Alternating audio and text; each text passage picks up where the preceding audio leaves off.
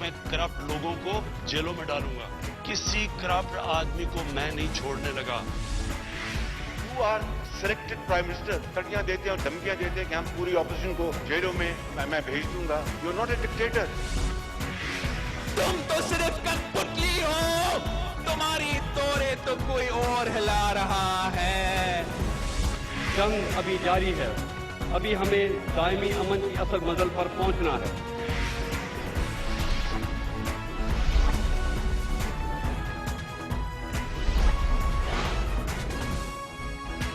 आप देख रहे हैं खबरों, तबसरों और तज्जियात पर मबनी पाकिस्तान का सबसे मोतबर न्यूज शो दुनिया, कामरान खान के साथ।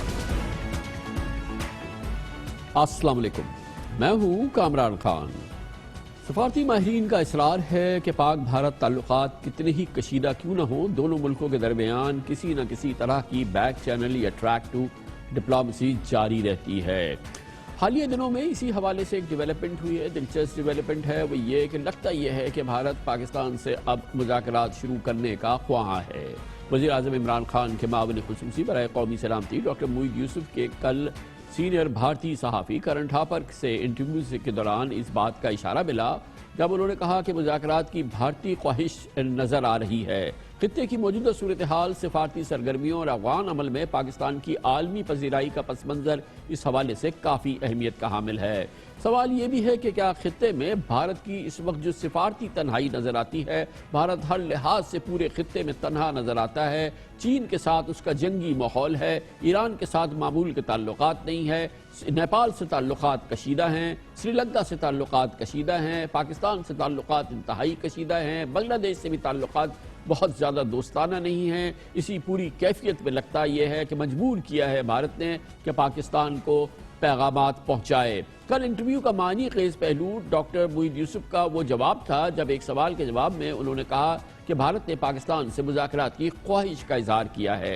करण ठापर के मजीद कुलरने पर डॉक्टर मुईद यूसुफ ने यह कहकर लाजवाब कर दिया कि अगर वो पैगाम रसानी का जरिया बताएंगे तो आपको शर्मिंदगी होगी।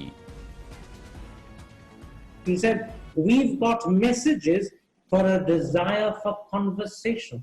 I take it you're saying that you received messages presumably on the back channel on the Indian government for negotiations or at least for talks. Can you confirm what you said? I never mentioned the word back channel. There are multiple ways to get it. On the back channel. I know you didn't mention the word back channel. Ways to get messages. Who gave it to you? How did you get it?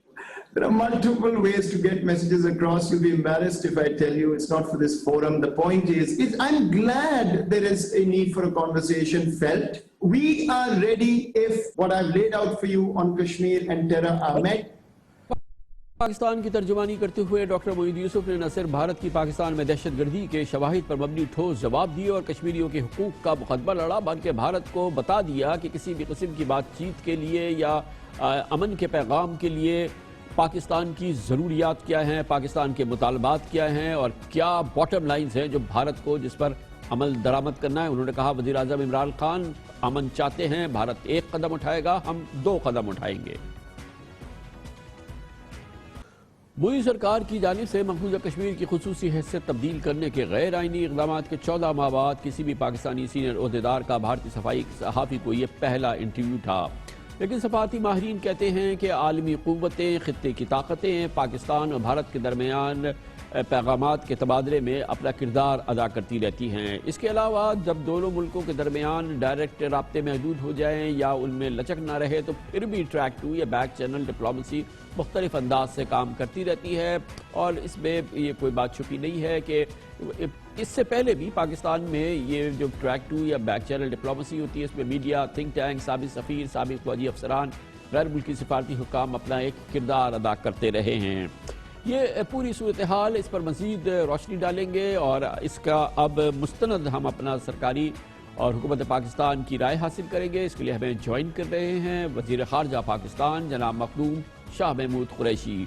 बहुत बहुत शुक्रिया मखदूम साहब, आपने हमें join किया। कल हमने भारत को बहुत ही दो टोक पैगाम दिया, लेकिन लगता यह है कि भारत खित्ते की कैफियत में जो उसकी तन्हाई है, जो उसके खित्ते के ममालिक के साथ कशीदा ताल्लुकात हैं, चीन से जंगी कैफियत है, इस पस मंज़र में भारत मजबूर हो रहा है कि पाकिस्तान की जानिब سلسلہ جنبانی شروع کرے اور اس کے لیے کچھ اشارے دے یا پیغامات بھیجے؟ دیکھیے، آپ دیکھیں کہ مذاکرات سے کتراتا کون رہا ہے. آپ دیکھیں کہ جو کمپوزٹ ڈائیلاگ تھا، جس کو بعد میں کمپریہنسو ڈائیلاگ بھی کہا گیا، اس سے فرار حاصل کس نے کیا؟ بھارت نے کیا. اور انہوں نے ایک ایسی ہوائی بات کر دی کہ جب تک دہشت گردی کا ماحول ہے کوئی بات نہیں ہو سکتی. بھئی دہشت گردی کا ماحول کہاں ہے؟ پاکستان تو خود دہشت گردی کی نظر رہا ہے. ہم پہ تو دہشت گردانہ وار ہوتے رہے ہیں. ہماری 70,000 سے زیادہ ہماری شہادتیں ہوئی ہیں. ہماری معیشت کو نقصان ہوا ہے. ہماری سپاہ نے اپنی جانوں کا نذرانہ پیش کیا ہے. ہم تو خود متاثرین میں سے ہیں، نمبر ایک. اور یہ جو ان کا بیانیہ جو سیل کرتے رہے تھے، آج جو کشمیر، مقبوضہ کشمیر کی صورتحال ہے، وہ دنیا اب بھاپ گئی ہے کہ اس بیانیہ میں وزن نہیں ہے. ان کے کشمیر کے جو حالات ہیں جو بگڑے ہیں، ان کے اپنے اقدامات سے بگڑے ہیں، اور وہاں کے لوگ کھڑے ہو گئے ہیں. وہاں کے لوگوں نے آواز بلند کر دی ہے. تو وہ ایک پیپلز ریزسٹنس موومنٹ جو ہے وہ بن گئی ہے. اور کوئی اس کو آپ حق کے خود ارادیت کی تحریک کو آپ دہشت گردی سے تشبیہ نہیں دے سکتے. تو کیا یہ پس منظر ہے جس میں بھارت چاہتا ہے کہ پاکستان کے ساتھ گفتگو کا آغاز ہو؟ کامران صاحب، بات یہ ہے کہ بھارت نے جو 5 اگست کو اقدامات اٹھائے تھے، میں سمجھتا ہوں کہ وہ اقدامات ان کی توقعات کے مطابق نہیں گئے. ان کا خیال یہ تھا کہ ہم وہاں لوگوں کو قائل کر پائیں گے کہ یہ ہم نے جو اقدام اٹھائے ہیں اس سے ان کی زندگی بدل جائے گی، وہاں سرمایہ کاری ہوگی، وہاں خوشحالی آئے گی. لیکن لوگوں نے دیکھا وہ تو برباد ہو گئے. ان کے باغات برباد ہو گئے، ان کے ٹورزم کی انڈسٹری برباد ہو گئی، ان کا لوگوں کے ساتھ، دوسرے علاقوں کے ساتھ آمد و رفت کا رابطہ کٹ گیا، دنیا سے الگ تھلگ ہو گئے. اس وقت نہ کوئی آ رہا ہے، نہ کوئی جا رہا ہے، نہ انویسٹمنٹ ہو رہی ہے. مطلب لوگ پریشان ہیں، لوگوں کی پڑھائیاں متاثر ہیں. 1 سال 14 ماہ سے ایک ملٹری سیج سے وہ دوچار ہے. تو ان حالات میں وہ اب کوئی راستہ تلاش کا سوچ رہا ہے. ہم یہ کہتے ہیں کہ بھائی مذاکرات کے لیے پہلی تو بات یہ ہے، آپ کے اپنے جو مقبوضہ کشمیر کے کشمیری ہیں وہ بھی آمادہ نہیں ہے. وہ بھی کہتے ہیں کہ بھائی کوئی ماحول تو سازگار کرو. پاکستان کے ساتھ جو اقدامات آپ نے اٹھا رکھے ہیں، اگر ان کو آپ نے عملی شکل دے دی ہے تو مذاکرات کیا کریں گے، کس بنیاد پہ کریں گے، اور کیا مذاکرات ہوں گے؟ تو اس میں بھی، اس پس منظر میں بھی ہمارے بھارت کے ساتھ 5 اگست کے بعد تو عملاً قطعی براہ راست روابط نہیں ہیں. یقیناً ہمارا سفارت خانے تو کام کر رہے ہیں، اور پھر کل پہلی بار جو ہے ہمارے ایک مڈ لیول سینئر آفیشل نے جو ہے وہ پہلی بار بھارت سے کسی قسم کی میڈیا انگیجمنٹ کی ہے. آبویسلی وہ آپ کے لیول پہ ابھی نہیں ہوئی ہے. ویسے کیا ہمارا کمپلیٹ اس وقت بریک ڈاؤن ہے، ماں سوائے ہماری جو سفارت خانے ہیں انڈیا کے ساتھ کسی قسم کا براہ راست یا انڈائریکٹ کمیونیکیشن ہے؟ دیکھیے، جو سفارت خانے ہیں وہ بھی آپ کے علم میں ہے کہ ڈاؤن گریڈڈ ہیں. نہ ان کا سفیر یہاں ہے، نہ ہمارا سفیر وہاں ہے. نہ روابط ہیں، نہ میل ملاقات ہے، نہ بات چیت ہے.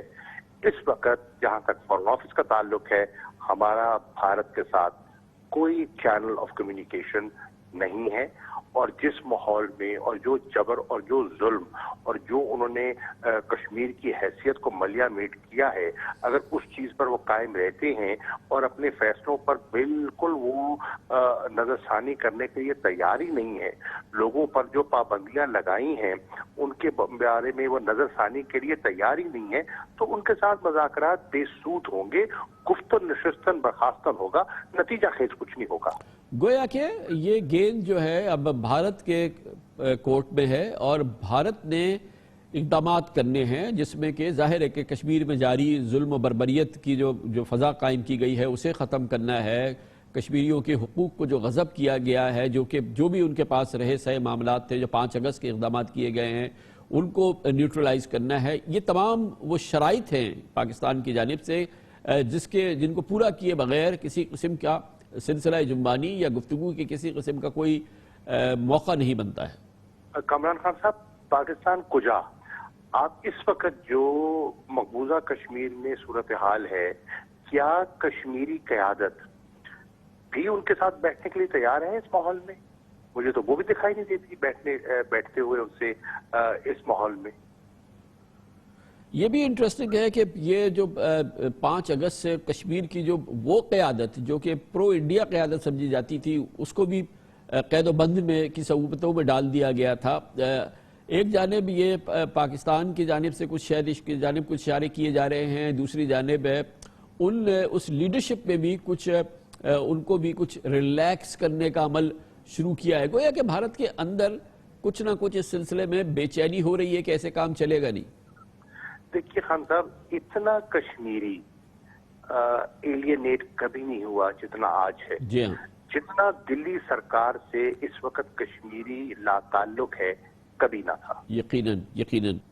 بہت بہت شکریہ وزیر خارجہ پاکستان جناب مخدوم شاہ محمود قریشی ہمارے ساتھ موجود تھے. کمرشل بریک اس کے بعد ذکر کریں گے. اور فار چینج ہے ہم نے ڈھونڈا ہے سندھ حکومت کا ایک اچھا منصوبہ، قابل تحسین منصوبہ. سندھ میں نوجوانوں کی فنی ٹریننگ کری جا رہی ہے اس پروجیکٹ کے ذریعے، اور بہت اچھا منصوبہ. اس کی بات کرتے ہیں چھوٹے سے وقفے کے بعد.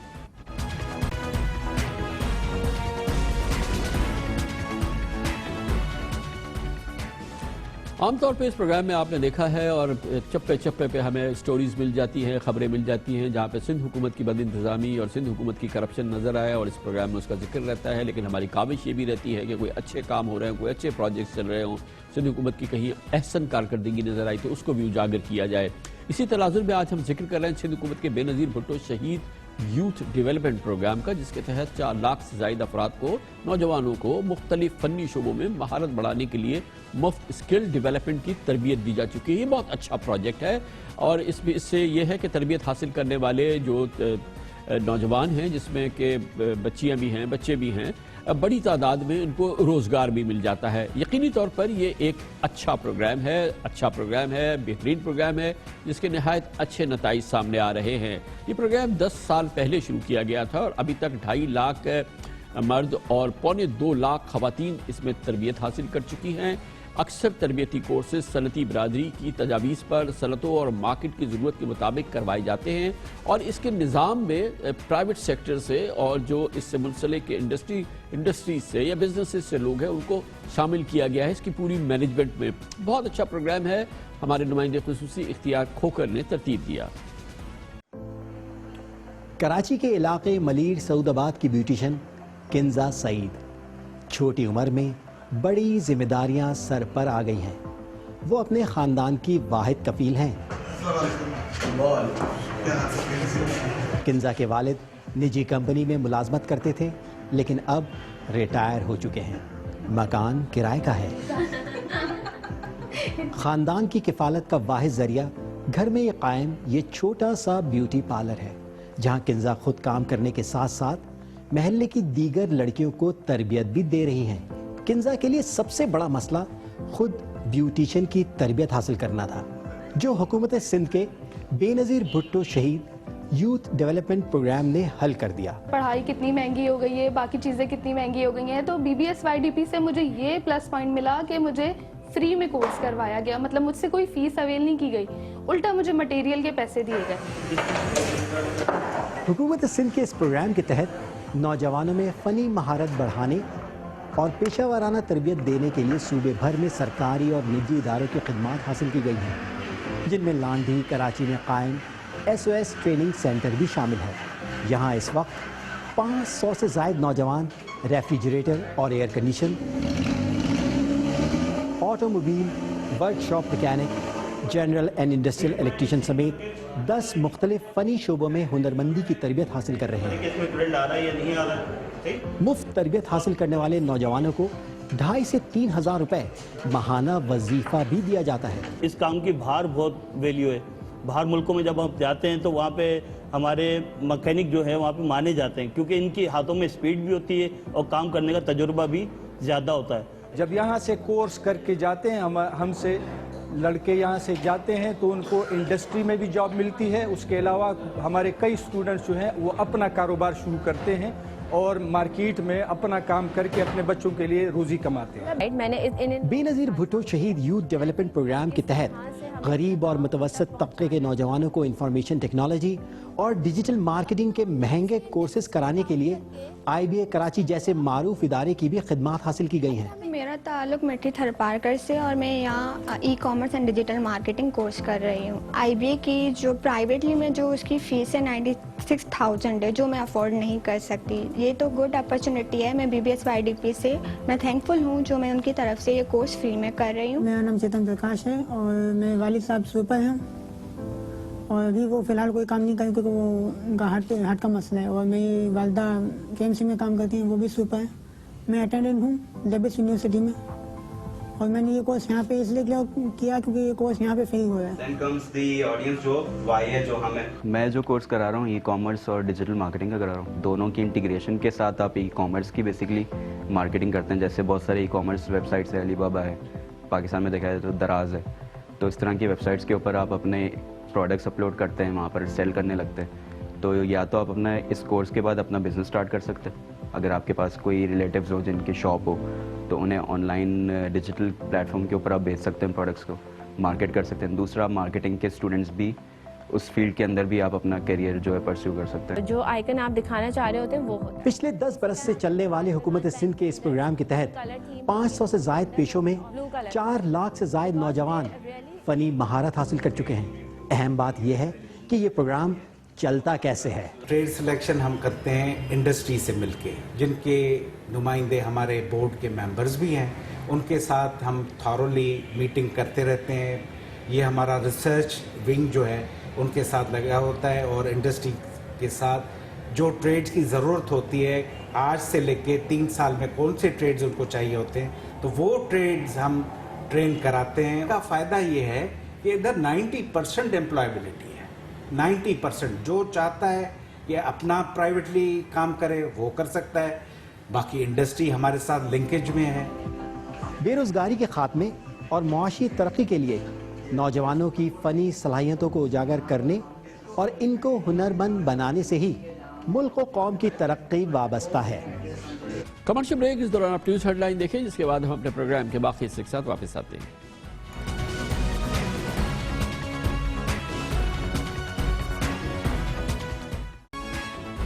आप देख रहे हैं खबरों, तबसरों और तज्जियात पर मबनी पाकिस्तान का सबसे मोतबर न्यूज शो दुनिया, कामरान खान के साथ।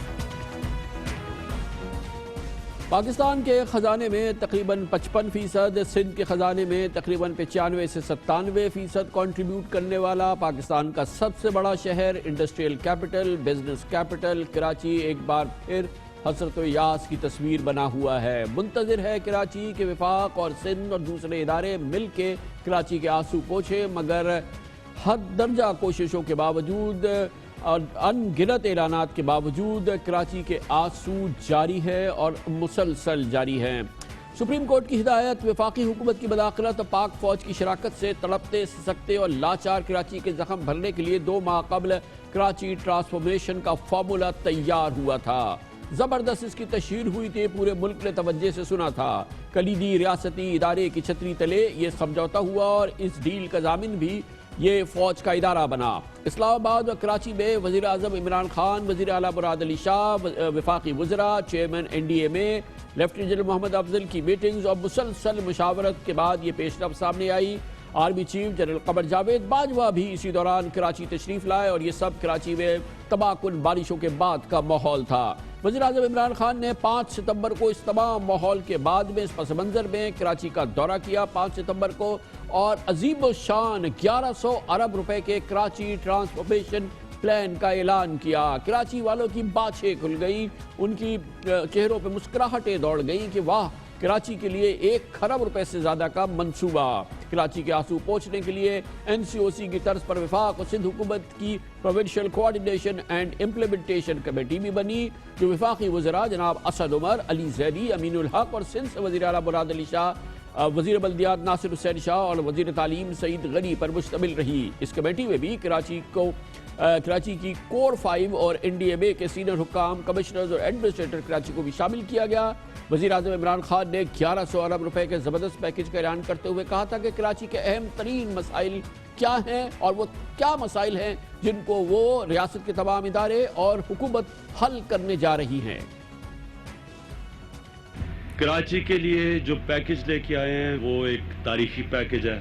इसमें सब स्टेक होल्डर्स होंगे। इसमें प्रोविंशियल गवर्नमेंट भी पूल कर रही है और फेडरल गवर्नमेंट भी। पाकिस्तानी फौज का इसमें बहुत बड़ा रोल है। टोटल पैकेज है 1100 अरब रुपया। एक सबसे बड़ा कराची वालों का मसला पानी का मसला है। कोशिश हमारी ये है कि अगले 3 साल तक ये परमानेंटली कराची का पानी का मसला हल हो जाए। दूसरा इशू नालों का है। नालों के अंदर इंक्रोचमेंट्स हुई हुई है, लोग बसे हुए हैं। NDMA है वो नाले साफ करेगी और जो लोग डिस्प्लेस होंगे, सिंध गवर्नमेंट ने जिम्मेदारी लिया इनकी सेटलमेंट की। तीसरी चीज सीवरेज सिस्टम है। सीवरेज सिस्टम के ऊपर भी आज फैसला हुआ है कि ये जो हम 1100 अरब रुपए का पैकेज दे रहे हैं इसमें सीवरेज सिस्टम का भी पूरी तरह टैकल किया जाएगा। फिर जो सॉलिड वेस्ट है तो इसके ऊपर भी अब फैसला हो गया है कि ये इसी 1100 अरब रुपए में कराची के जो सॉलिड वेस्ट का इशू है ये भी एक ही दफा हम अब इसको टैकल करें। ट्रांसपोर्ट, कराची का ट्रांसपोर्ट का इशू है जिसमें कराची सर्कुलर रेलवे है, ये इसके ऊपर भी अब हमारा फैसला हो गया कि हम अब कराची का जो सर्कुलर रेलवे है ये भी हम इसी पैकेज के अंदर कंप्लीट करेंगे। सड़कें हैं कराची की, BRT की मुख्तलिफ लाइन्स हैं, ग्रीन लाइन और जो भी बाकी लाइन्स हैं, ये भी आज हमने तय हो गया। ट्रांसपोर्ट का इशू और जो सड़कों का इशू है ये भी हम अब पूरी तरह हल करेंगे। ये सब कुछ हो गया, ये ऐलानात हो गए, बबांगे दोहल वादे हो गए, मगर कराची ट्रांसफॉर्मेशन प्लान के लिए वज़ीर आला सिंध की सरबराही में बनाई गई PCIC के 1.5 माह के दौरान सिर्फ 2 इजलास हुए हैं, जिनमें governor Sindh, core commander Karachi और NDMA हुक्काम और दीगर अराकीन भी शरीक हुए हैं। लेकिन अमली तौर पर कराची बहाली के किसी मंसूबे पर कोई ठोस या नरम पेशरफ्त नजर नहीं आई है। मंजर में कोई ऐसी चीज नजर नहीं आ रही कि कराची के ट्रांसफॉर्मेशन प्लान पर ये 1100 अरब के लिए काम शुरू हो गया है। NDMA के तहत कराची के बरसाती नालों की सफाई और तजावुजात के खात्मे का ऑपरेशन शुरू किया गया। तमाम नालों की सफाई के दावे सामने आए और इस मामले में वफाकी हुकूमत के फोकल पर्सन और वफाकी वजीर मनसूबाबंदी जनाब असद उमर ने भी खुश आइंद ऐलानात किए, मगर नताइज टाई फिश। वो नाले जो हैं जो या तो नाजायज़ तजावुज़ात की वजह से उनके ऊपर कब्जा हुआ है या वहाँ पे कचरे से भर गए हैं, और इसका प्लान ये है कि कोशिश ये है कि इसी माह के अंदर ये काम शुरू हो जाए। सॉफ्ट इंक्रोचमेंट की रिमूवल जो है वो तो शुरू हो चुका है, वो तो काम पिछले हफ्ते शुरू हो गया था, फिर बारिश की वजह से ज़रा सा रुका था, और जैसे ही वो होता है काम तो साथ ही NDMA तैयार है। हमने NDMA को फंड्स मोबिलाइज कर दिए हैं, इमरजेंसी की बुनियाद के ऊपर उनको फंडिंग भी दे दी है। फौरी तौर पर ये जो काम है यानी नालों की सफाई का, रिवर बेड्स की सफाई का, और वो लोग जिनको यहाँ से हटाया जाएगा उनके लिए एक मुनासिब रहने की, रिहाइश की जो तामीर करनी है, वो तमाम पैकेज जो है सबसे पहले उसी के ऊपर काम होगा, और ये पूरा काम मुकम्मल होगा तकरीबन 14 से 15 माह के अंदर। शायद असद उमर साहब को नहीं पता कि दरअसल बरसाती नालों से तजावुजात के खात्मे का ऑपरेशन पूरी तरह से शुरू होने से पहले, ये बरसाती नाले शुरू होने से पहले ही ख़त्म हो चुका है। कराची का सबसे बड़ा गुज्जर नाला जिसकी सफाई का बहुत बड़े दावे किए गए थे, आज भी तजावुजात और गलाजत से दोबारा भर चुका है, और आज हमने ख़ास तौर पर इसका जायज़ा लिया।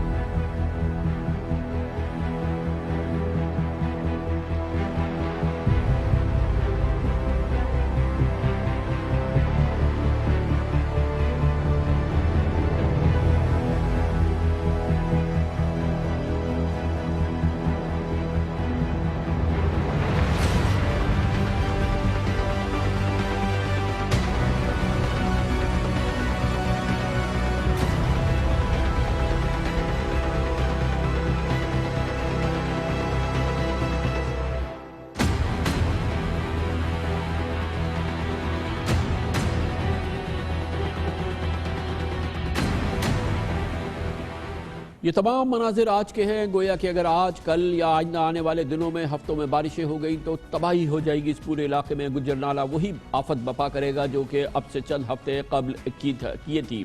कराची को पानी की फराहमी का मनसूबा K4 12 साल से ताख़ीर का शिकार है। اور 12 سال پاکستان پیپلز پارٹی کی سندھ کی حکومت میں بھی ہو گئے ہیں۔ 1.5 ماہ قبل کراچی والوں کو مستقل بنیاد پر گھروں پر صاف پانی پینے کی خوشخبری سنائی گئی اور کراچی والوں کو ٹینکر مافیا سے جان چھوٹنے کی امید بدی، لیکن اب بھی اس معاملے کو وفاق اور سندھ ایک دوسرے کی جھولی میں ڈال رہے ہیں۔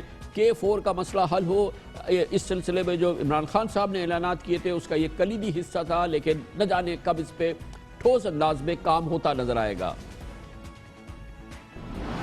K4 فیڈرل گورنمنٹ نے کہا کہ ہم کر کے دیں گے، اس کا بھی پروسیس شروع ہو گیا ہے، خط لکھ دیا گیا ہے اور وہ ہینڈنگ اوور کے پروسیس میں ہے۔ ابھی آج میرا خط جا رہا ہے چیف منسٹر کو K4 کے لیے کہ جی آپ نے کہا ہے کہ وفاق کرنا چاہتا ہے، اس کی جو ہینڈ اوور کرے۔ ہمارا تو کام شروع ہو گیا۔ K4 کے اوپر جیسے ہی کام شروع ہوتا ہے، امید ہے 2022 کے اختتام تک K4 مکمل ہو جائے گی۔ کراچی میں بارشوں کی تباہ کاری، اس کے بعد کراچی والوں کی امیدیں، کراچی ٹرانسفارمیشن پلان، کراچی میں تبدیلیاں، 1.1 خرب کے منصوبے، اور اس کے باوجود کراچی کے آنسو جاری اور کراچی کو دور دور تک اس پورے ٹرانسفارمیشن پلان کی کوئی جھلک کیوں نظر نہیں آ رہی؟ ان تمام سوالوں کے جواب حاصل کرنے کے لیے ہم نے خاص طور پہ دعوت دی ہے۔ ہمیں جوائن کر رہے ہیں وفاقی کابینہ کے سینئر ترین اراکین میں سے ایک ہیں، پاکستان تحریک انصاف کے بہت ہی سینئر موسٹ اراکین میں سے ایک ہیں، اور کراچی کے فوکل پرسن ہیں وزیر اعظم کے معاملات کے حوالے سے، وفاقی وزیر منصوبہ بندی جناب اسد عمر ہمارے ساتھ موجود ہیں۔ بہت بہت شکریہ اسد عمر صاحب، آپ نے یہ پورا پس منظر سن لیا۔ کراچی والے یہ 2.5-3 کروڑ لوگ ہیں، یہ نہ جانے کیوں اب ان سے جتنی بھی بات ہوتی ہے، وہ اعلانات جس انداز سے اعلانات ہوئے تھے، جو اس کی وسعت تھی، جو اس کی ڈیپتھ تھی، جو اس کے بارے میں کہا گیا تھا، کیونکہ وہ گراؤنڈ پہ کہیں کوئی چیز نظر نہیں آ رہی ہے، اور بلکہ صورتحال پہلے سے بھی بدتر ہوتی نظر آ رہی ہے، تو لوگ یہ سمجھ رہے ہیں کہ ہمارے ساتھ کہیں ایک اور ہاتھ تو نہیں ہو گیا۔ جی کامران بھائی شکریہ۔ اس کراچی ٹرانسفارمیشن پیکج کا جو ہم نے اعلان کیا تھا، اور وہ جس دن اعلان ہوا تھا اس کے اگلے دن میں نے ایک باقاعدہ پریس ریلیز کی تھی، تاکہ کوئی ابہام نہ رہے کہ اس میں سے وفاق کا کیا حصہ ہے، اور کیونکہ اس کے لیے ہم ظاہر ہے براہ راست جواب دہ ہیں۔ تو 5 مختلف منصوبے تھے جو وفاق نے جن کی ذمہ داری کی۔ ایک KCR کا منصوبہ ہے، اور اس پہ بھی میں تھوڑا سا آپ کو آگے جا کے اور بتاؤں گا۔ دوسرا جو فریٹ کوریڈور بن رہا ہے کراچی پورٹ سے پپری کو کنیکٹ کرنے کے لیے، تاکہ یہ جو ٹرکس جو ہیں ہزاروں کی تعداد میں جو شہر کے اندر سے گزر رہے ہوتے ہیں ان میں کمی لائی جا سکے، اور جو پورٹ کے اوپر کنجیشن ہوتی ہے اس کو بھی کم کیا جا سکے۔ گرین لائن کا منصوبہ ہے، ریپڈ بس ٹرانزٹ کا، BRT کا منصوبہ۔ K4 جیسے آپ نے کہا جو سالوں سے پھنسا ہوا منصوبہ ہے وہ اس کے اندر شامل تھا، اور آخری حصہ اس کا ہے کہ یہ جو نالے ہیں ان کے اندر جو صفائی کرنی ہے، اور اس کے بعد وہاں پر اس کے ساتھ سڑکیں بننی ہیں، اور جو لوگ وہاں سے ہٹائے جائیں گے، اٹھائے جائیں گے، ان کے لیے متبادل رہائش کا انتظام ہے۔ ان 5 کے اندر سے جس دن یہ معاہدہ سائن ہوا اس کے فوری بعد جو ٹرانزیکشن سٹرکچر ہے KCR کا بھی، جو کراچی سرکولر ریلوے ہے، اور جو KPT کا سے پپری تک کا جو فریٹ کوریڈور ہے، اس کی ٹرانزیکشن سٹرکچر کی اپروول دی گئی، اس کی اشتہار نکال دیے گئے۔ 26 اکتوبر کو KCR کا اور 24 اکتوبر کو فریٹ کوریڈور کی بڈز کھلنے جا رہی ہیں کنسلٹنٹس کی، جنہوں نے یہ کام کرنا ہے۔ تو جو کام آپ نے کہا زمین پہ نہیں نظر آتا، وہ بٹ آپ بہتر جانتے ہیں کہ یہ سارے کام پہلے ہوتے ہیں تو پھر اس کے بعد زمین پہ کام ہونا شروع ہوتا ہے، لیکن کام شروع ہو چکا۔ اب یہ مستقبل کی بات نہیں ہے، یہ شروع ہو چکا ہے کام۔ میں آپ کو ایگزیکٹ تاریخیں بتا رہا ہوں۔ گرین لائن پہ پہلے سے ہی کام چل رہا تھا، اس کے بعد جو اگلی سٹیج تھی بڑی، وہ بسز آنی تھی، بسز آنے کی کھول دی گئی، بڈز ٹیکنیکل بڈز کھول دی گئی ہیں۔ 16 اکتوبر کو فائنینشیل بڈز کھل جائیں گی۔ 4 سے 6 ہفتے کے اندر یہ اوارڈ کر دیا جائے گا، LCs کھل جائیں گی، اور 6 مہینے کی بس کی ڈیلیوری کا ٹائم ہے۔ اس کے بعد جو ہے گرین لائن جو ہے انشاءاللہ آپریشنل ہو جائے گی۔ تو اس پہ بھی جو اقدامات ہیں وہ اس تیزی سے لیے جا رہے ہیں، اور ہم آگے بڑھتے جا رہے ہیں۔ K4 جیسے وہ آپ نے میرا کلپ بھی سنوایا، آتے ہی فوراً میں نے چیف منسٹر کو خط لکھا، انہوں نے مثبت اس کا جواب دیا، فیصلہ ہو گیا، پروجیکٹ ٹرانسفر ہو گیا، وابڈا کے پاس آ گیا۔ وابڈا کے انجینئر جو ہیں وہ پروجیکٹ کی جو ابھی تک کی سچویشن ہے اس کا جائزہ لے رہے ہیں۔ 19 اکتوبر کو سندھ گورنمنٹ اور وابڈا، یعنی اگلے ہفتے جو ہے سندھ حکومت اور وابڈا کی میٹنگ ہے جوائنٹ ریویو کے لیے، اور اس کے بعد اس کے امپلیمنٹیشن پلان فائنلائز کر کے اس کے اوپر کام شروع کر دیا جائے گا۔ سو یہ 4 پروجیکٹس تو وہ ہیں جس پہ مجھے بہت اس کے اوپر اطمینان ہے بلکہ یہ عمومی طور پہ ایسا ہوتا نہیں کہ جو چیز کہی جائے اس پہ فوری طور پہ کام شروع ہو جائے. یا تو فوری کام شروع ہو گئے اور امپلیمنٹیشن شروع ہو گئی. جو 5واں منصوبہ تھا جس کا میں نے ذکر کیا تھا، بالکل درست آپ نے کہا کہ جو گراؤنڈ پہ سب سے پہلے نظر آنا تھا وہ تھا نالوں کی صفائی اور اس کے بعد جو ان کی ریہیبلیٹیشن کا کام تھا. جو شروع کی دستاویز تھی، جو جب ہم نے اناؤنسمنٹ کی اور جو کلپ آپ میرا سنوا رہے تھے، اس وقت تک یہ ذمہ داری ان لوگوں کو سافٹ انکروچمنٹ اور اس کے بعد انکروچمنٹ ریموول کی وہ NDMA کی تھی، یعنی وفاق کے ادارے کی تھی. اس کے بعد یہ جو اناؤنسمنٹ کی گئی، جو پرائم منسٹر نے جو پیکج اناؤنس کیا، اس درمیانی جو وقفہ تھا اس کے اندر یہ فیصلہ تبدیل ہوا اور یہ فیصلہ ہوا کہ انکروچمنٹ ریموول کی ذمہ داری جو ہے، جو پہلا قدم ہے اس کے اندر، وہ سندھ حکومت کرے گی. اور یہ ہفتے کو میری چیف منسٹر سندھ کے ساتھ ملاقات ہوئی. کور کمانڈر 5 کور بھی وہاں پر موجود تھے اور ہمارے سیکٹری پلاننگ تھے، ان کے چیئرمین PND تھے، اور یہی میں نے سوال پوچھا کہ یہ سب سے پہلی ایکٹیویٹی تھی تو اس پہ کیا پیش رفت ہے. تو انہوں نے مجھے کچھ تفصیلات بتائی ہیں اس کے بارے میں، اور انہوں نے اب یہ ریکویسٹ کیا کہ اگلی PCIC میٹنگ، حالانکہ میں PCIC کا حصہ نہیں ہوں، اس میں میں بھی شامل ہوں تاکہ پتہ چل سکے کہ وہ کیسے پیش رفت کی جا رہی ہے. باقی جو سیویج کلیننگ والا اور جو گاربیج ٹرانسفر والا جو سب ہیں وہ سندھ حکومت کے سکوپ میں، وہ آپ کو چیف منسٹر اس کو بہتر بتا سکتے ہیں کہ اس کے اوپر کیا پروگریس ہے. جہاں تک وہ 2 میٹنگ کی بات ہے، میں تو صرف یہ بول سکتا ہوں کہ NCOC کی مجھے کامران بھائی ذمہ داری دی گئی تھی. پہلے 100 دن جو تھے NCOC بننے کے بعد، اس میں عید اور عید کا دوسرا دن چھوڑ کے 98 دن ہم نے میٹنگ کی تھی. کوئی ہفتہ، کوئی اتوار نہیں ہوتا تھا جس میں ہم میٹنگ نہیں کرتے تھے.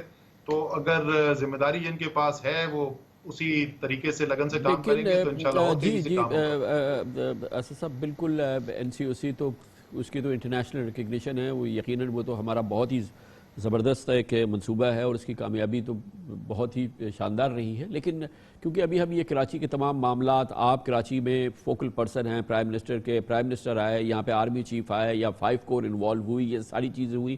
مطلب یہ تھا کہ کراچی کی بہتری کے لیے جو کیفیت ہے یا سامان جو ہے وہ تیار کیا جائے اور واقعی نظر آئے لوگوں کو کہ وہ کام ہو رہا ہے اس سلسلے میں. اور جو ابھی میں نے آپ سے عرض کیا کہ ایسی کوئی صورتحال نظر نہیں آ رہی، اور آپ نے کہا کہ وفاق کی حد تک یہ 4 معاملات ہمارے ہیں، ہماری ذمہ داری یہ 4 ہے. لیکن اسد عمر صاحب، آپ پاکستان تحریک انصاف کراچی نے آپ کو ووٹ دیا ہے، آپ کراچی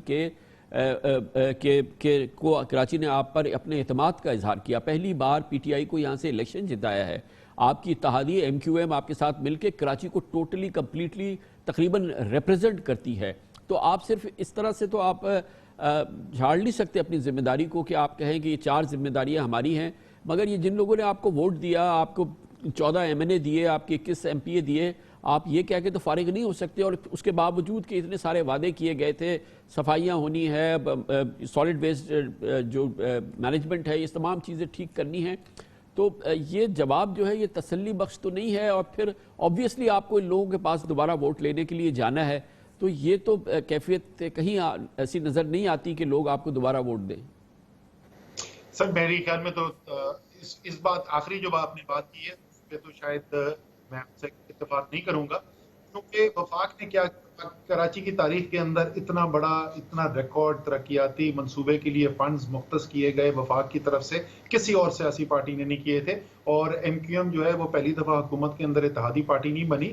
اس سے پہلے وہ پیپلز پارٹی کے بھی اتحادی رہ چکے ہیں، وہ مسلم لیگ نون کے بھی اتحادی رہ چکے. کبھی بھی آج تک وہ اس قسم کی کمٹمنٹ وفاق سے نہیں لے سکے. تو ظاہر ہے یہ تحریک انصاف کا فرق ہے جو آپ کو نظر آ رہا ہے. پھر جو وفاق نے براہ راست جس چیز کی ذمہ داری لی ہے وہ اس کے اوپر بالکل براہ راست جواب دہ ہے.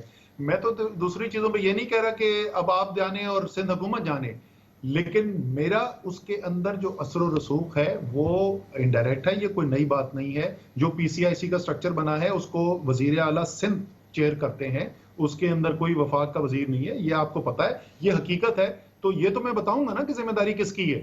میں کراچی کے عوام کو جواب دہ ہوں، میرا خاندان سارا کراچی میں بیٹھا ہوا ہے.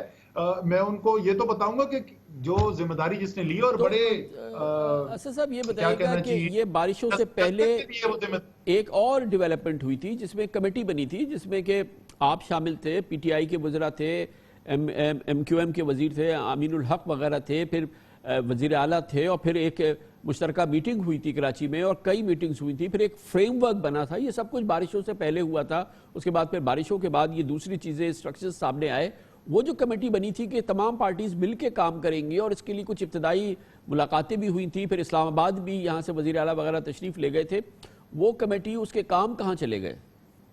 अच्छा भाई, मैं आपको बता दूं, जो उसमें फैसले हुए ना, एक कमेटी बनी जो बिल्कुल स्ट्रेटेजिक सतह के ऊपर, जिसने ये जो अभी पैकेज आपके सामने आया उसकी मंजूरी दी, और उसके अंदर ये 6 लोग थे हमारे, मैं, अली जैदी, अमीनुल हक वफाक की तरफ से नुमाइंदे थे उसके, और चीफ मिनिस्टर सिंध और नासिर शाह और सईद गनी जो है वो सिंध हुकूमत को विजिट करते थे, और वो अभी भी है और वो हर 3 माह के बाद जायजा भी लेगी।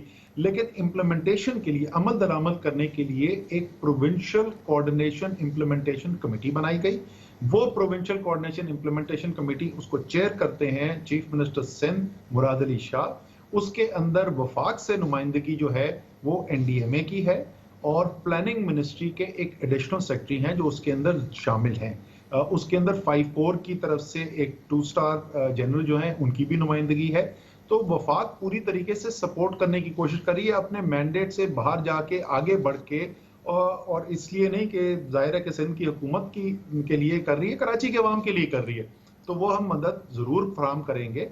और जितना आप जिस तरीके से जज्बे से सवाल पूछ रहे हैं, इसी जज्बे से हम भी वहां पर सवाल पूछते हैं। मैंने बताया सैटरडे को भी मीटिंग हुई थी, तो इंशाल्लाह ताला वो करेंगे, लेकिन इसके अंदर बिल्कुल तफरीक जरूर, ये नहीं हो सकता कि जो बराह रास्त जिम्मेदारी ले वो फिर उसके बाद किसी और के पीछे छुपने की कोशिश करे। जो बराह रास्त जिम्मेदारी है उसका फर्क जरूर सामने रहेगा। लेकिन और हम ये तो एक तो कानूनी, आईनी और इस वक्त पार्लिमानी आपने जिम्मेदारी बताई जो आपके पास है, लेकिन जैसे कि मैंने अर्ज किया कि कराची का वोट क्योंकि आपके पास है, और अगर सिंध हुकूमत डिलीवर नहीं करती, और अगर सिंध हुकूमत 12 साल से लारे लप्पे दे रही है और अब भी इतने बड़े फोरम में कमिटमेंट्स करने के बाद भी लारे लप्पे दे रही है, और वो अपनी कमिटमेंट्स पूरी नहीं कर रही है, और वो तमाम आर्मी चीफ भी आ गए, प्राइम मिनिस्टर भी आ गए, अनाउंसमेंट भी हो गई, 5 कोर भी उसमें शामिल हो गई, और अगर सिंध हुकूमत डिलीवर नहीं कर रही, तो मैं समझता हूँ कि ये भी जिम्मेदारी PTI की है, क्योंकि आप उनके वोट है कि आप उन पर दबाव डालें, या आप जो भी उस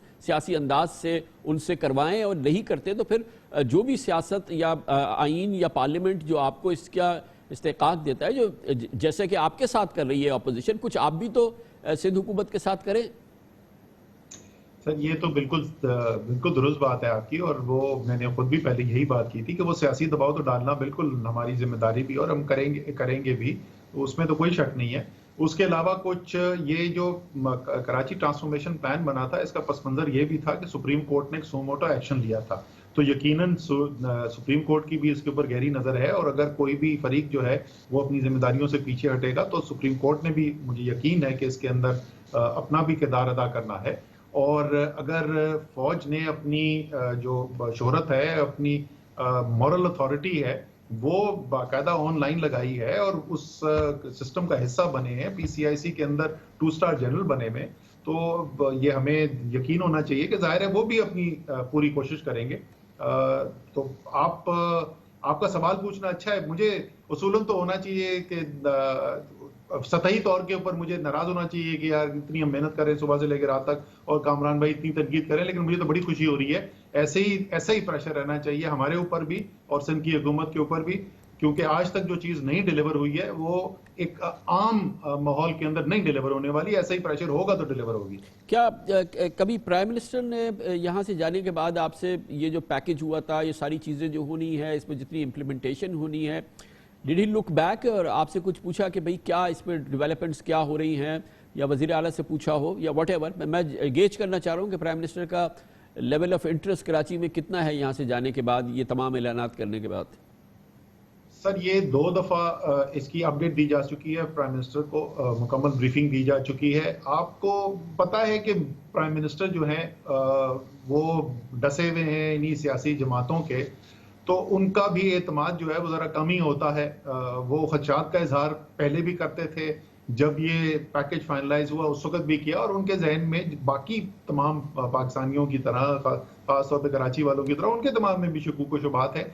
लेकिन वो सवाल बड़ी अच्छी बात जो तनकीद कर रहे थे कि ये क्यों कर रहे हैं और ये तो भाग जाएंगे और ये करेंगे नहीं, तो वो जवाबन ये सवाल पूछते थे कि अच्छा अगर ये कोशिश भी नहीं करें तो फिर क्या करें।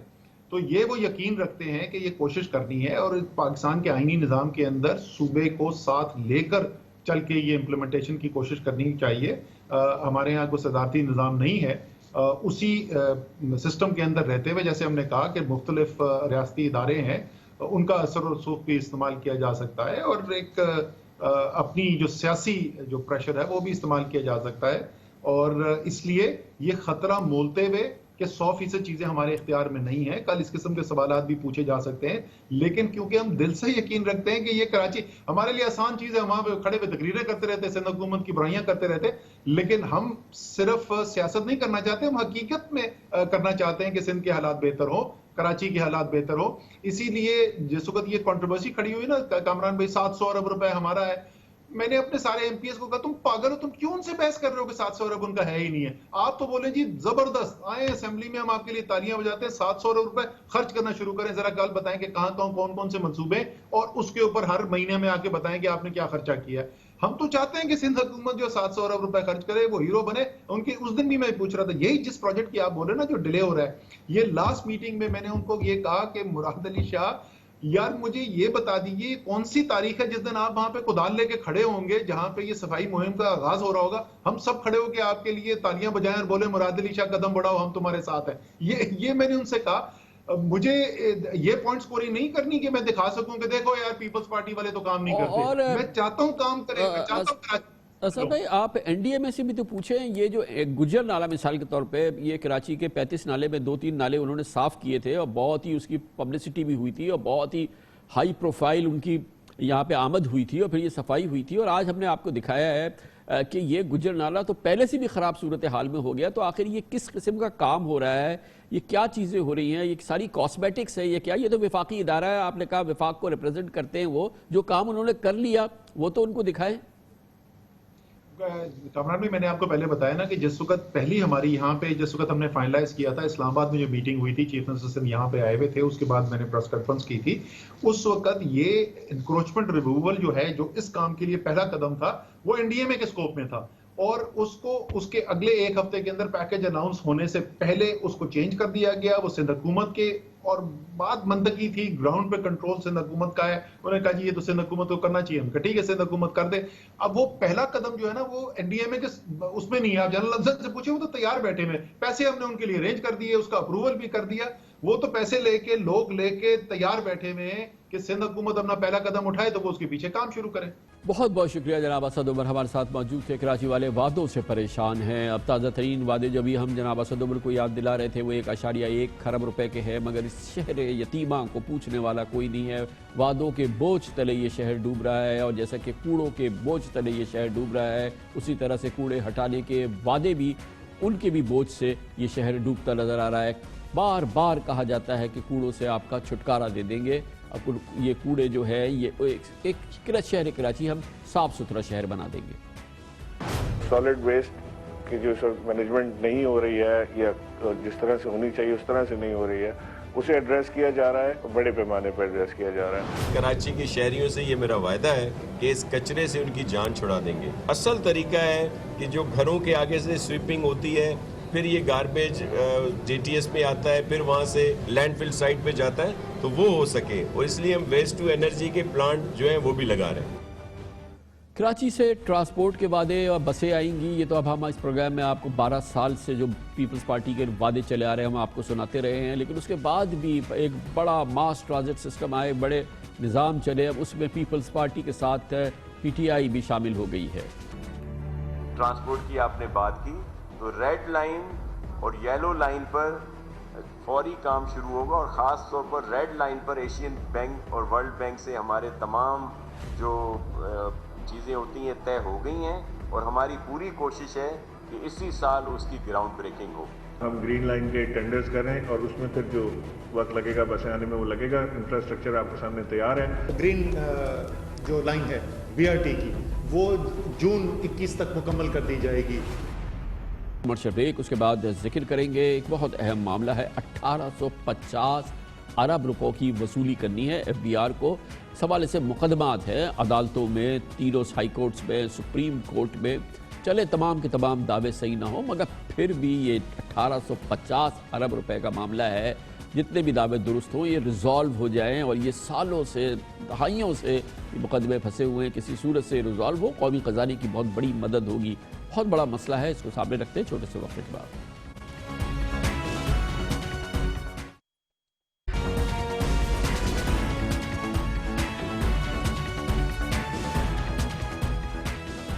پاکستان کی معیشت اور قومی خزانے کے حوالے سے ایک تشویشناک پہلو کا انکشاف ہوا ہے. کل ایف بی آر کے چیئرمین محمد جاوید غنی نے کہا کہ ادارے کے ریونیو کی 1856 ارب روپے سے زائد کی رقم مختلف عدالتوں میں قانونی چارجوئی کی باعث پھنسی ہوئی ہے. یہ انکشاف کل پبلک اکاؤنٹس کمیٹی کے اجلاس میں ہوا, جہاں انہوں نے بتایا کہ یہ رقم کئی سالوں سے مختلف کیسز میں پھنسی ہوئی ہے اور اسٹے آرڈرز کے نتیجے میں ادارے کو حاصل نہیں ہو پا رہی. پچھلے 2 سالوں سے ٹرائبونلز اور ان کے ایپلیٹ فورمز بھی غیر فعال ہیں, جن کی وجہ سے عدالتوں پر کیسز کا بوجھ اور بڑھ گیا ہے. ساتھ ہی F B R related tax نہ دہندہ یا ڈیفالٹرز عدالتوں سے اسٹے لے لیتے ہیں, اور اگر یہ رقم پاکستان کے خزانے میں یہ جتنی رقم ہے اس میں سے کچھ بھی حصہ, کیونکہ یقیناً یہ تمام جو دعوے ہیں یا جتنی وصولی ہے یہ 1856 ارب یہ تمام کے تمام درست تو نہیں ہوں گے, لیکن اگر اس کا ایک فریکشن بھی درست ہے اور وہ ریلیز ہو جاتا ہے, اس کا تصفیہ ہو جاتا ہے یا اس کے حوالے سے عدالتی فیصلے آ جاتے ہیں, تو حکومت کے معاشی مسائل کافی حد تک دور ہو سکتے ہیں. پاکستان کے قومی خزانے کی ایک بہت بڑی مدد ہوگی. بی آر حکام کی جانب سے پبلک اکاؤنٹس کمیٹی کو یہ بھی بتایا گیا کہ صرف سپریم کورٹ میں 117 ارب روپے کی وصولی سے متعلق مقدمات زیر سماعت ہیں. اس کے علاوہ اسلام آباد ہائی کورٹ میں 136 ارب, لاہور ہائی کورٹ میں 228 ارب, سندھ ہائی کورٹ میں 134 ارب روپے اور پشاور ہائی کورٹ میں 169 ارب روپے اور بلوچستان ہائی کورٹ میں 60 کروڑ روپے کے محصولات سے متعلق کیسز موجود ہیں. صرف یہی نہیں بلکہ ایک قطیر رقم کسٹمز, ایکسائز اور سیلز ٹیکس ٹرائبونلز میں بھی قانونی چارجوئی کی وجہ سے پھنسی ہوئی ہے. ان ٹرائبونلز اور ایپلیٹ فورمز میں بھی اکثر میں اراکین اور پریزائڈنگ آفیسرز ہی موجود نہیں ہیں, جس کی وجہ سے یہ غیر فعال ہے. گویا کہ ایک بہت ہی مس مینجمنٹ ہے اور بہت ہی میسو اس میں ایڈمنسٹریٹو فیلئر بھی شامل ہے. 2 ماہ قبل وزارت قانون نے ان ٹرائبونلز میں خالی اسامیوں کو پر کرنے کا بیڑا اٹھایا تھا, مگر ابھی تک اس میں خاطر خواہ پیش رفت نہیں ہو سکی ہے. ایف بی آر نے ٹیکس سے متعلق تنازعات کو عدالت سے بحال حل کرنے کے لیے اب ایک آلٹرنیٹ ڈسپیوٹ ریزولوشن یعنی ADR کا فیصلہ کیا ہے, اور اس مالی سال میں اس کو متعارف بھی کیا گیا. اور ایف بی آر کے چیئرمین کا کہنا یہ ہے کہ شاید ADR کی بدولت یہ مسئلے ریزالو ہو اور آؤٹ آف کورٹ سیٹلمنٹس ہو سکے. مگر بہرحال بہت ہی تشویشناک پہلو ہے اور اس کی ہم مزید تفصیلات حاصل کریں گے. اس پر ہم ایکسپرٹ اوپینین ہم دیں گے. ہمارے ساتھ ایک بار پھر موجود ہیں محترم ہارون اختر خان, سابق وزیر ہیں برائے ریونیو اور پاکستان میں ریونیو اور فائنینشیل افیئرز کے ماہر بھی ہیں. بہت بہت شکریہ ہارون اختر خان صاحب. یہ معاملہ آپ نے بھی دیکھا, یقیناً یہ آرڈرز ہیں یا وصولی ہے جو کہ ایف بی آر کرنا چاہتی ہے, تمام آرڈرز درست نہیں ہیں. اس میں یقیناً بہت ہی سیریس آبجیکشنز ہوں گے, ڈسپیوٹس ہوں گے, لیکن بہرحال ان کا ریزولوشن ہونی چاہیے. لگ یہ رہا ہے کہ اس حوالے سے جو پورا نظام ہے وہ کلاگڈ ہوا ہے, جس کی وجہ سے اتنی بڑی ایک مسئلے کھڑے ہو چکے ہیں, ہزاروں کیسز پھنسے ہوئے ہیں. کامران خان صاحب, بہت اچھا ٹاپک ہے اور میرا کافی ٹائم اس کے اوپر لگا تھا. دیکھیے 2-3 مسائل ہیں. سب سے پہلا مسئلہ تو یہ ہے کہ ایک فیئر ٹرائل دینا کانسٹیٹیوشن میں ہر آدمی کو حق ہے, اور اس کے مطابق ایک کمشنر اپیل ہے, پھر ٹریبیونل ہے, پھر ہائی کورٹ ہے, اور اس کے بعد پھر سپریم کورٹ ہے. دوسرا ہمارا مسئلہ یہ ہے کہ انویسٹیگیشن ایجنسی سے ڈرتے ہوئے ہمارا ٹیکس کلیکٹر جو ہے وہ ہیومنگس ڈیمانڈز کریٹ کر دیتا ہے, جس کی گراؤنڈز جو ہیں وہ بہت ویک ہوتی ہیں. لہٰذا کورٹس اپنے کام کر رہے ہیں, ٹیکس کلیکٹر جو ہے وہ ڈرتے ہوئے ایک ہیومنگس ڈیمانڈ کریٹ کرے گا, اس سے سٹے مل جائے گا. اس کے بعد سٹے 6 مہینے کے لیے ویلیڈیٹی ہوتی ہے, مگر 6 مہینے کی ویلیڈیٹی اس وقت ہوتی ہے جب 6 مہینے کے اندر فیصلہ ہو جائے. جب فیصلہ نہیں ہوتا تو پھر وہ آگے چلتا ہے. ہم نے اس پہ یہ ڈیٹرمن کیا تھا 2 چیزوں کا. نمبر 1 کہ آلٹرنیٹ ڈسپیوٹ ریزولوشن کی ہم نے ایک وہ کمیٹی بنائی تھی اور اس کو بڑا اسٹرینتھن کیا تھا, مگر اس کے اندر 2 فالٹس تھی. ایک فالٹ یہ تھا کہ اس ڈیسیجن میں وہ بائنڈنگ ہو جاتا تھا ٹیکس پیئر پہ, وہ گھبراتا تھا اس کو استعمال کرنے. دوسرا فالٹ یہ تھا اس کا final decision F B R میں ہوتا تھا. ایف بی آر میں کوئی ڈیسیجن کرتا نہیں تھا, کیونکہ وہ کہتا اگر میں کوئی ڈیسیجن پہ کسی کو کوئی معاف کر دوں گا تو مجھے انویسٹیگیٹرز کوئی اٹھا کے لے جائیں گے. اس ڈر کی وجہ سے وہ کامیاب نہیں ہوا. ابھی انہوں نے اس کو امپروو کیا ہے اور بہت اچھا کر دیا ہے. بائنڈنگ نہیں ہوگا ٹیکس پیئر کے اوپر اور فیصلہ کمیٹی کے اندر ہو جائے گا جس کے اندر سوائے ایک آدمی کی باقی سب آدمی آؤٹ سائڈرز ہوں گے. اچھا اس میں ہارون صاحب یہ اچھا بیک گراؤنڈ ہے، مگر جیسے کہ آپ نے کہا کہ جو ٹیکس آفیسر ہے وہ اس کی بنیاد یہ ہوتی ہے، ہر کیس میں نہیں مگر کئی کیسز میں ہیومنگس ڈیمانڈ کریٹ کر دیتا ہے. اکثر ہم نے دیکھا ہے کہ وہ ریڈیکولس ڈیمانڈز کریٹ کر دیتا ہے، آؤٹ ریجسلی وہ آرڈرز ایشو کر دیتا ہے، اور ظاہر ہے کہ اس کی وجہ سے یہ عدالتوں میں معاملات پہنچ جاتے ہیں یا کچھ ہوتا ہے. تو اس میں پہلا کام تو ایف بی آر کو سیلف اس میں اپنے آپ کو ریفارم بھی تو کرنا ہوگا نا کہ اس قسم کے کیوں معاملات کریٹ کیے جاتے ہیں جان کے. اور پھر یہ بھی کہا جاتا ہے کہ اس قسم کے جو آپ نے ہیومنگس آرڈرز کہے یا جو ریکوریز کا آرڈرز ہوتے ہیں وہ دراصل وہ بلیک میلنگ کی بھی ایک طریقہ ہوتا ہے، ہر کیس میں نہیں لیکن کئی کیسز میں. تو یہ خود اس میں کچھ اپنی سول سرچنگ بھی کرنی ہوگی نا ایف بی آر کو. Absolutely correct. دیکھیے یہاں لیڈرشپ آتی ہے. ٹیکس کلیکٹر ڈر کے مارے اپنا کام کر رہا ہے کہ میں اتنی ڈیمانڈ کریٹ کر دوں کہ کل کو مجھے کوئی نہ کہے کہ آپ نے ڈیمانڈ کم کیوں کریٹ کی تھی. کورٹس ماشاءاللہ اپنا کام کر رہے ہیں، وہ ایک فیئر ٹرائل دے رہے ہیں، وہ موقع دے رہے ہیں اس کو کرنے کے لیے. بٹ یہ دونوں چیزیں کمبائن ہو کے ہم یہ بھول رہے ہیں کہ گراؤنڈ ریالٹیز کیا ہیں اور گراؤنڈ میں ہمیں اس سب چیز کا فائدہ ہو رہا ہے یا نقصان ہو رہا ہے.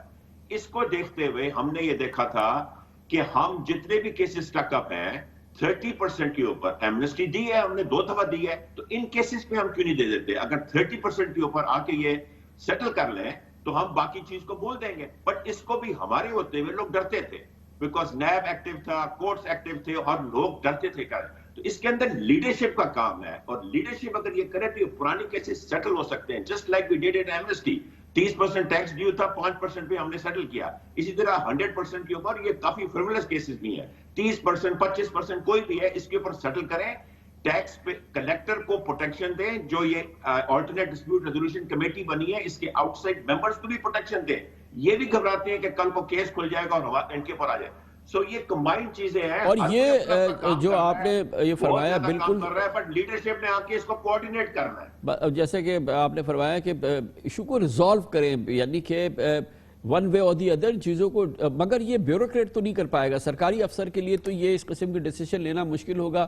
تو لیڈرشپ جب آپ کہہ رہے ہیں یقیناً اس کا مطلب یہ کہ ایک گورنمنٹ آف پاکستان کا ایک ڈیسیشن ہو جس کو پھر کورٹس بھی ایکسیپٹ کریں تاکہ یہ ریزولوشن جو ہیں جو اے ڈی آر وغیرہ کی آپ نے بات کی ہے تو یہ تمام چیزیں افیکٹولی ہو سکیں کیونکہ یہی اس کا ایک راستہ ہے. 100% پاسبل ہے. ہم نے یہ 30% کی پروپوزل دی تھی، ان دونوں میں حالات بڑے وولٹائل تھے. پولیٹیشنز نے بھی اس کو ایکسیپٹ نہیں کیا کہ بعد میں کیسز نے یہ گورنمنٹ بڑی دلیری کے ساتھ کچھ ایسے فیصلے کرتی ہے. میرا خیال ہے کہ یہاں وزڈم کی ضرورت ہے بجائے اس کے کہ day to day fire fighting کی ضرورت ہے. اور اگر وزڈم آ جاتی ہے تو اس سے ہم باہر نکل سکتے ہیں.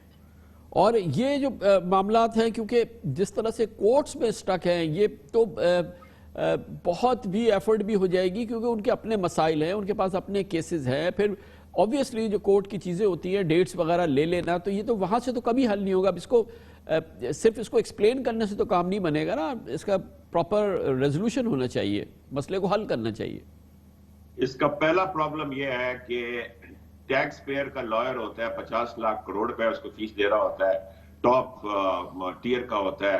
ایف بی آر کا 1 لاکھ 2 لاکھ پہ ہو رہا ہوتا ہے. ہم نے اس کو چینج کر کے میں نے ایک گو میں ڈبل کر دی تھی فی، اس سے کچھ بہتری آئی تھی. بٹ ایک اور بڑا پرابلم ہے کہ ایف بی آر کے فکس بجٹ ہوتے ہیں، لائرز کی پیمنٹس آؤٹ سٹینڈنگ رہتی ہیں 2-2 3-3 سال. وہ پیچھے کر رہے ہوتے ہیں سفارش کرنے کے لیے، اپنے ڈیوز لینے کے لیے. اچھے لائر اس میں سے سسٹم سے نکل جاتے ہیں. اس کے لیے ہم نے اسپیشل پروویژن دی تھی کہ ہم آؤٹ سائڈ دا نیٹ بھی لائر لے سکتے ہیں. اگر امپورٹنٹ کیس ہے تو 30-35 لاکھ کا بھی ہے، اس کی اپروول دیتے ہوئے ڈرتے ہیں.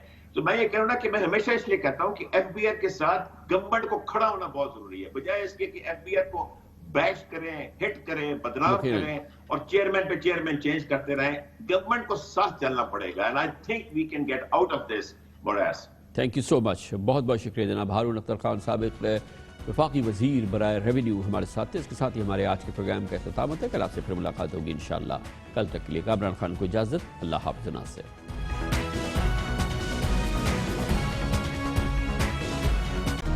Hi, it's Sayyeda Shanaz here. Thank you for watching Dunia News. For more videos and updates, don't forget to click the subscribe button.